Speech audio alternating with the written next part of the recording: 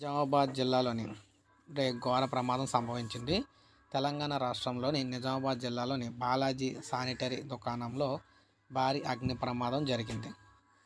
అర్ధరాత్రి నిజామాబాద్ నగరంలోని దేవీ రోడ్లోని బాలాజీ శానిటరీ షాప్లో నుంచి మంటలు రావడంతో వెంటనే స్థానికులు అగ్నిమాపక శాఖకు సమాచారం అయితే అందించారన్నమాట.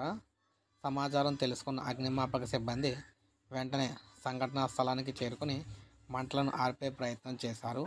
కాగా మంటలు అదుపులోకి రాకపోవడంతో మరికొన్ని ఫైర్ ఇంజన్లు తెప్పించి మంటలను ఆర్పేశారు.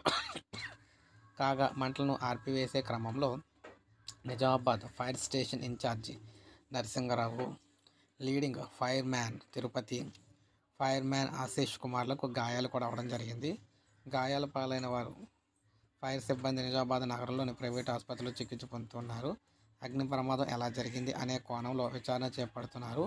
ఈ ప్రమాదంలో భవనం పూర్తిగా దగ్ధం కాగా 30 లక్షల వరకు ఆస్తి నష్టం జరిగినట్లు అంచనా వేశారన్నమాట. సో ఈ విధంగా పెను ప్రమాదం అయితే సంభవించింది. ఇప్పుడే మనకు అప్డేట్ వచ్చింది. ఒక లైక్ చేయండి, సబ్స్క్రైబ్ చేసుకోకపోతే మన ఛానల్ సబ్స్క్రైబ్ చేసుకుని